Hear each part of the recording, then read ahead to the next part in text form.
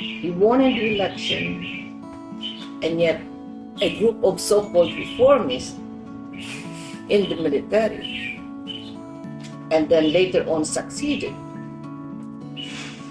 by the Chief of Staff, General Ramos, and the National Defense Minister came in to bring about the coup. The coup was aborted, and Ramos and Enrile were held in a camp in the Philippines. And yes, they said there was people power because Cardinal Sin came in. It just came in to call for people power, but the claim was people power. But you can see now that it was more a media event because it was a focusing of the media to a group of people, not really the amount of people that there was. And so there was, he won in that election, but at the same time, he also was able to abort the coup because they were put there with not so many people, and supposedly helping them, but there was the military there that would contend with that. And documentary pictures will show this eventually. But what really made us accept to ride in the US Air Force plane, in a helicopter, was when we were being attacked by rockets that did not belong to the Philippine Armed Forces inventory. They were using Philippine planes, seemingly we were being attacked by Filipinos, but in truth and in fact, the arms used there did not belong to the armory of the Republic of the Philippines.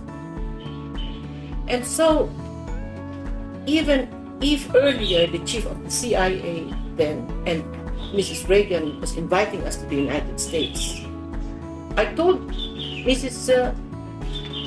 Reagan, and she was inviting us for security to come to the United States. I said, "Thank you, Madam." I said, "But now that my country is in trouble, Ferdinand and I will be the last person to leave our country." But soon afterwards,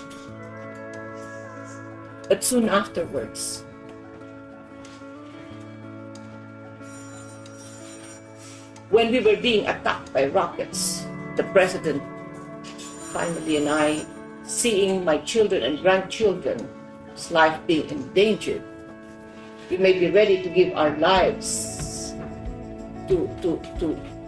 for our country, but the children did not yet have the will. And so we asked the children, my daughter and my son, to leave us and bring the children out, but they would not leave their parents behind in the palace. So finally, we accepted to ride the US helicopter to go to Clark. And when we went to Clark Air Base, which is about 40 minutes by helicopter from the palace to Clark Air Base, when we were there, very soon after we were told if there's where we had to get out of the Clark Air Base, because now Clark Air Base was being surrounded by Filipino communists, and we were a danger being there.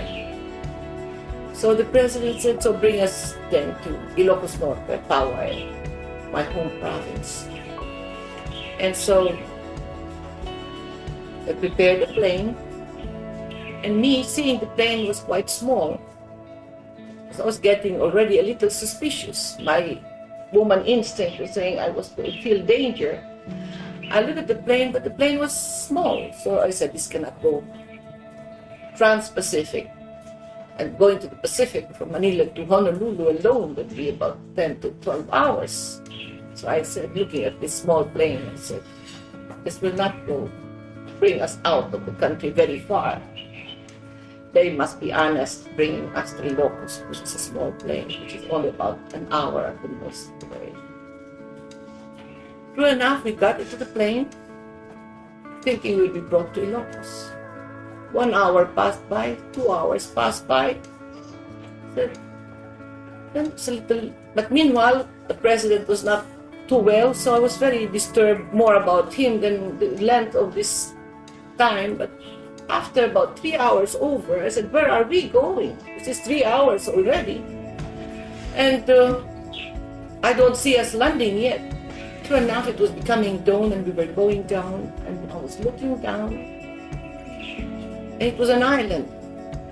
It was not an island that looked like any of the islands of the Philippines. I am very knowledgeable and I am very familiar to our terrain of our country, even from air, because I campaigned in the 7,150 islands of my country. And so as we were going down, the general said, we are going down because we are going down to Guam, because we could not land in Ilocos Norte because there are communists that is ready to attack us. They are waiting for us in Ilocos. So this is bad. Then I leave.